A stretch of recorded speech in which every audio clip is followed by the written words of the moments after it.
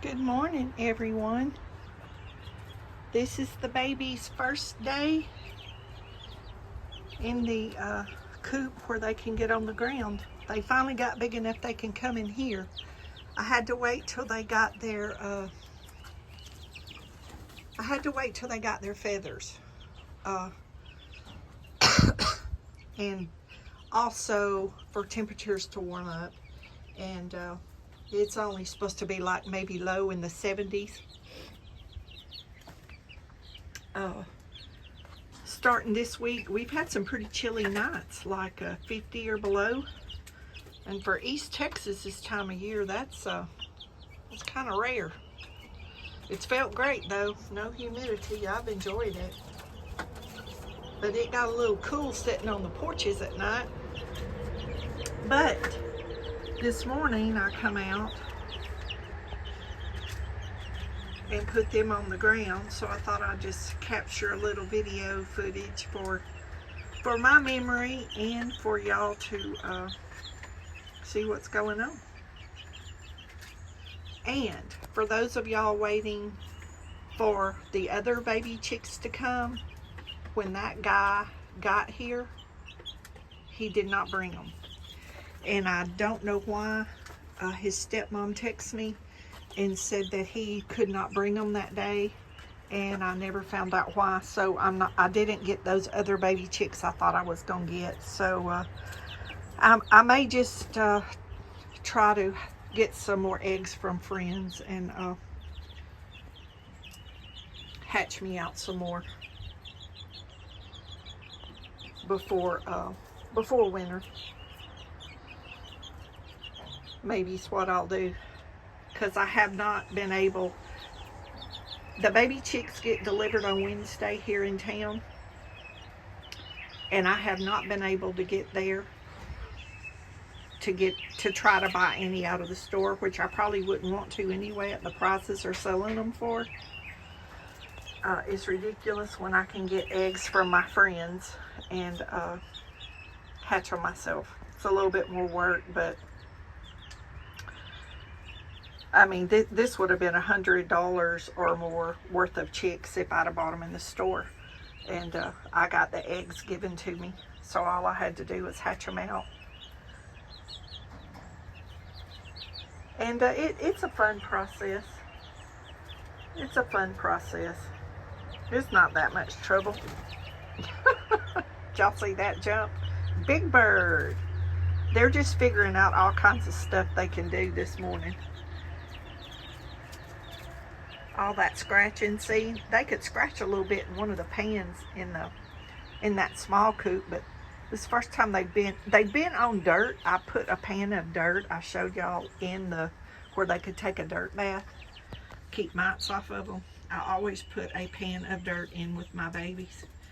But till they got big enough to come in this coop, which this is a 10 by 10 dog kennel with a roof on it. 10 by 10 dog kennel. And then we put the metal all around the bottom so they can't go through. And, you know, the feral cats can't get them. And now I'm not saying they can't get out of here. I have not had one escape yet. I'll put it that way. And then this is their roosting pole, and they will learn how to roost. I'll come out here every night at dark, and I'll put them on this roosting pole. And that won't, 2 or 3 nights, and they'll know they're supposed to go. They'll go to the very top. And these, that's another thing. I wait till they get big enough that they can go up this roosting pole, roosting ladder. But they're having a good time. When they're this age, y'all, I bring a chair out here and I just sit and watch them. I don't know why they're so entertaining to me, but they are. It took them a little bit before they figured out they could scratch and run around. They kind of just stood still.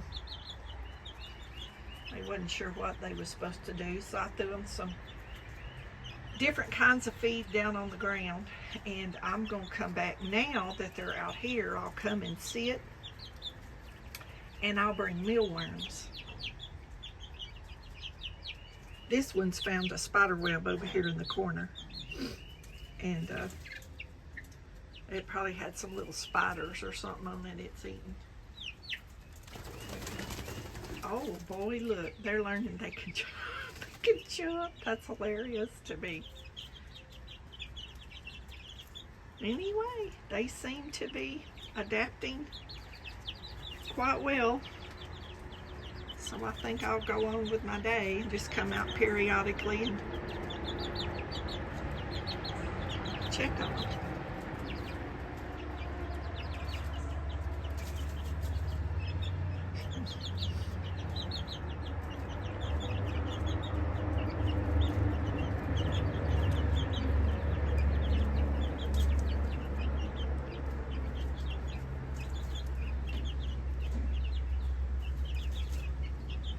I think those are going to stay white, y'all, with black spots. Those are the Cinnamon Queen mama, and the daddy was Arakana rooster. And I was hoping they'd be red and white like they're like the mother. But I think they're all going to be white with black spots on them. And I've noticed their thighs are so much bigger. They're such their body is so much bigger than these other chickens. So they might lay a large egg. If they do turn out to be a hen, I don't know, they might all be roosters. I know that one. Let me see. It's hard to see in here, y'all. I can't see the tail feathers. But look at this one. She's turned out to be a pretty color. Look, she's turning red on her breast. Getting some white on her wings.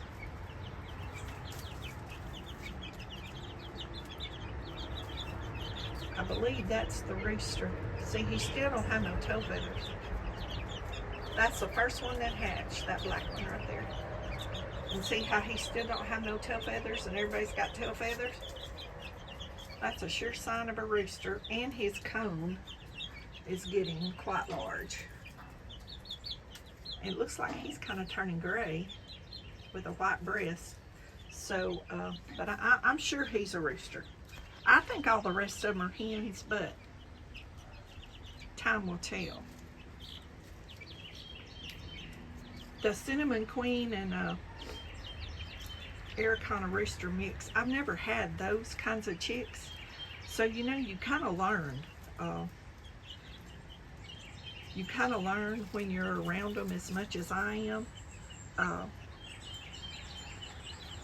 It's hard to explain. Those of you that raise chickens, that's been around chickens a long time, y'all will understand, but you just learn from watching them. When they're little, their behavior pattern and everything is different. A roo is different than a hen, acts different than a hen. He's a loner. He's a leader from the beginning. When he finds food, he calls them over. And they have this behavior pattern from when they're little. If you watch them close enough, you will see. But anyway, this video's gone on long enough. When they hop, that's funny. They got room enough to run around in here. They'll enjoy this. They'll clean up all the spider webs and flies and mosquitoes and bugs that come through. And they're about to break me buying mealworms. But that's how I get them to be my babies, is I bring the treats out, and I'll start cutting up apples. They're getting big enough now. I'll cut up little chips of apples, and I'll bring them greens from the garden, and I hand feed them.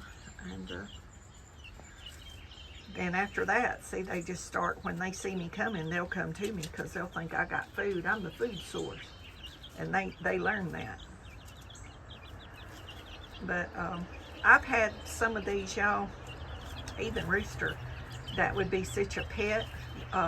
There's old videos, old movies of some of my old chickens. They rode the lawnmower with me. They followed me on the lawnmower because they could eat the bugs when I'd cut the grass. They'd cut the fresh grass. My sister used to stand at her kitchen window. She said, that is hilarious. She said, you get on that riding mower out in the field, and she said, here comes them chickens right behind you. But they'd get on the riding mower and sit in my lap. One of my friends used to have a pet guinea, and it ended up being the only guinea out of the bunch. Something happened to him, and that guinea would come sit on the front porch with her. When she'd come outside, that guinea would sit on the front porch with her. Y'all, it was hilarious. But oh boy, big birds everywhere. Big birds, big birds. Anyway, I love my chickens and I miss my chickens, so I guess as long as I live at this place, I'll try to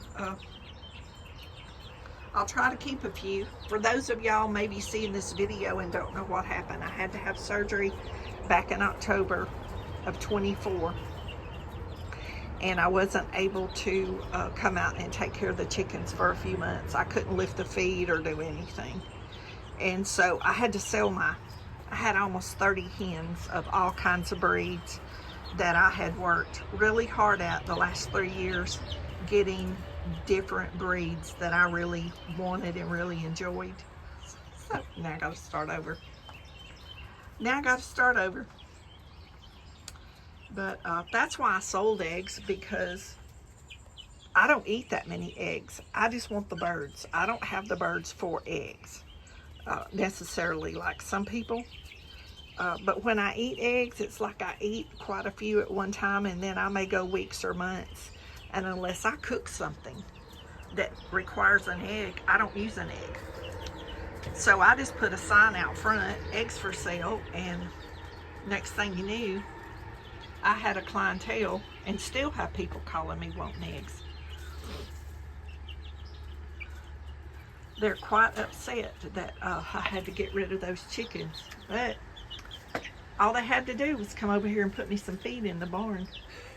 I didn't see anybody doing that, so that's all I needed, was somebody to come and put me some feed in the barn, so I could just walk out and not have to lift the bag. But here, there, that's over, and I bought, just for the record, I bought 2 bags of feed a couple of weeks ago, 50-pound bags, lifted them in the buggy, got out, lifted them in the car, lifted them out of the car, and walked to the barn with them. So, you know, I don't have to do that, but with them this little, every couple of months, 50-pound, 250-pound protein and scratch. It lasts a long time with these babies, 9 babies. But as many chickens as I had before, I was having to do that a lot more often. Jumping. Anyway, y'all be blessed. Know your love. Jesus loves you more, and we'll be back with some more chicken videos to give y'all an update.